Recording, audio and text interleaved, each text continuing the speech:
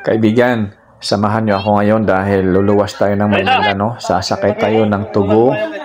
Ayan, papunta sa Heart Center para sa ating gagawing check-up, ang ating procedure para sa ating open heart surgery, no? So, ganito kadami ang mga pasahero mula sa aming bayan at sasakay kami dyan, aakyat kami dyan, no? So, dahan-dahan lang dahil mabilis tayo mapagod. Pero kaya pa naman, no?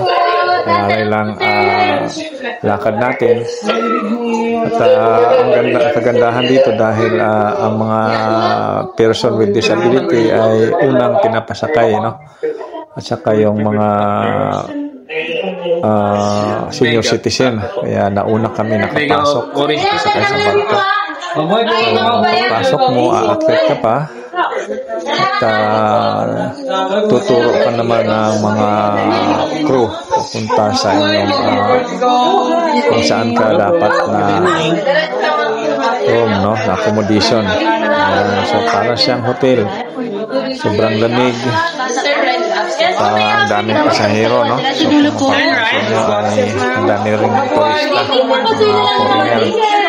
Ayan. So, tuloy-tuloy lang ang aming lakad. Patanong kami sa information kung saan kami na accommodation. So, tinignan ko muna yung area. Talagang napakaluwag ng barko na to. Para ka rin nasa hotel. No? So, sa mga nakasakay na nito, mag-comment naman kayo dyan. Ayan, no? So, diretso kami sa aming accommodation. Dinaanan ko lang yung kung saan restaurant, no? Saan ka pwedeng kumain. Ka manood ng palabas kung mayroon pagdating ng gabi. So, gabi na ito yung sakay namin. At, ayan, diretso na kami dito sa aming accommodation, no? So, dito kami sa kwarto na to. Ayan, tinuro na sa amin at kami talagang nauna. Kaya wala pang laman, ha? So, tamang-tama lang dahil makakapili kami ng aming hihigaan dahil wala pang tao. Ayan. So, ito ang napili namin. Kasama ko ang aking partner na aking at the same time siya na rin ang aking nurse. Ayan, no? So, ganito kalawak sa taas. Pwede ka maglakad-lakad. At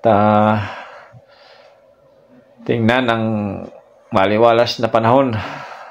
No? So, ito na yung pagdating namin dito sa Pier 4 sa Saragossa. So, pagkatapos dito ay didiretso kami doon sa Heart Center. No? Punta kami sa aking pinsan na nagsundo. Shout out kay Kuya Fred. Ayan. So, sinundo na kami niya para hindi na kami mapagod. Ito na, diretso na kami dito sa Heart Center. Ayan. So, po muna. Hindi mapagod. Dito na tayo ngayon sa Heart Center, mga kaibigan. Salamat sa inyong patuloy na suporta sa ating channel.